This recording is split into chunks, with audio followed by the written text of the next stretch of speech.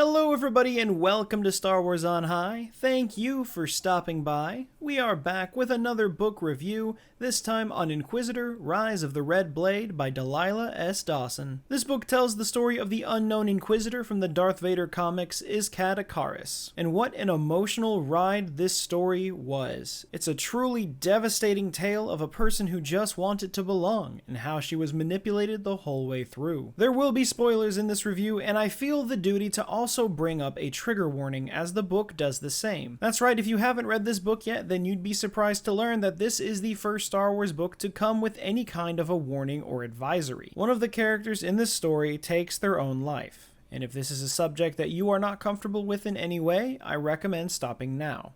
Otherwise, we'll jump right into the review. So starting off, I gotta say, I had absolutely no interest in this story when it was first announced. I'm not a big dark side person, and I'm a little burnt out on the Inquisitors at the moment, but that wasn't going to turn me away completely. I at least wanted to give the book a try, and I'm so glad I did. This book blew me away with the detail and the amount of time that passes in the story. Most importantly, I learned that this book makes me almost prefer the dark side in a way that I usually don't consider, all because of the life that Iskat had. We first meet Iskat as a Jedi Padawan with a master who isn't exactly the most fond of her. She's someone who wants answers, and wants to ask a lot of questions that for some reason the Jedi will not give her. Iskat doesn't even know where she comes from or what her species is, and even asking those simple questions gets her reprimanded and is seen as attachment in the ways of the Jedi, which doesn't quite seem fair to me. Everyone else within the Jedi Order knows their origins, yet for some reason Iskat is not allowed to know. Not even the Jedi archives can help her. She feels some comfort, though, in her Padawan friend Tuwalan Yaluna. He's the only Twi'lek he knows of who has pitch black skin. He feels a little out of place with his culture due to the way he looks, and this helps them both form a close bond. We see Iskat grow as she fights in the Battle of Geonosis and quickly becomes a Jedi Knight in the wake of the Clone Wars, as the need for more Jedi rise on the front line. However, no matter how hard she tries, her choices and decisions keep leading her into trouble with the Council. Yet Iskat can't scratch the feeling of combat. She loves it, and it makes her feel alive, which are dangerous thoughts for a Jedi to have. So she does everything to keep it to herself. However, her life starts to become more convoluted when she discovers that her own master, Sember Vey, held a secret from her the entire time. Before Iskat, Sember had another apprentice named Feyre. No one knew much about her, or at least the Jedi acted as if they had no idea, but Iskat soon learns that this mysterious Feyre was the same as her.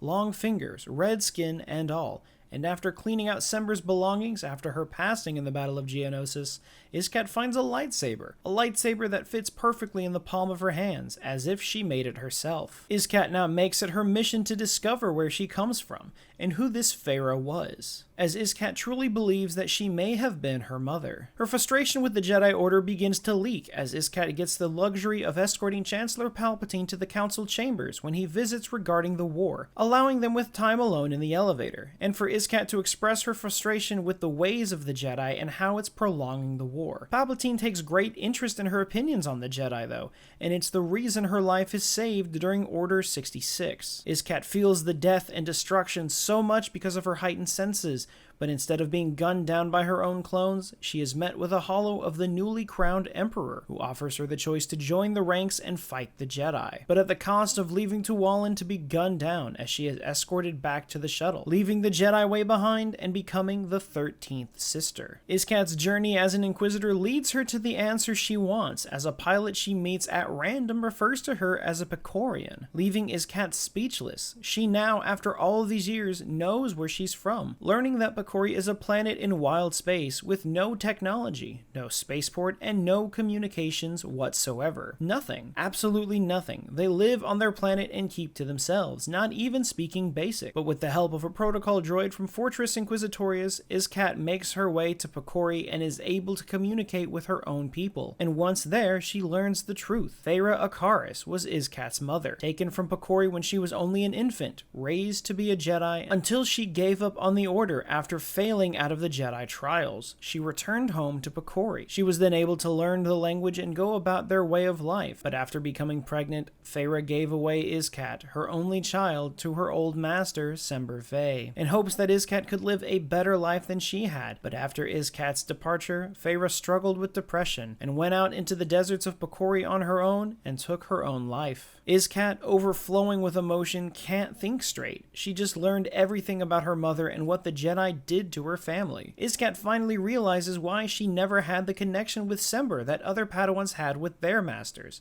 because she wasn't chosen by Sember. Sember took Iskat as a promise to Feyre, which is why everything always felt odd to her. But this leads Iskat down a much darker path, and ends up killing 3 Jedi on a mission out of rage, alone with Tualin, in which after all of this she still manages to somehow find the way to admit her feelings about Tualin, and they decide to love each other in secret. But unfortunately for them, it cannot end happy. And just as it does in the Darth Vader comics, we see Iskat and Tualin's time cut short at the hand of Darth Vader, showing us the life and death of a Jedi after joining the ranks of the Inquisitorius, ending the rise of the Red Blade. There is so much from this book that I wish I could talk about in this video, but I can't keep going forever. There's just too much to cover. Iskat's experience with the Jedi really surprised me, and I definitely felt anger and frustration towards the Jedi because of this. Sure, they did not know what the end results would be. After all, the Jedi have done this for centuries,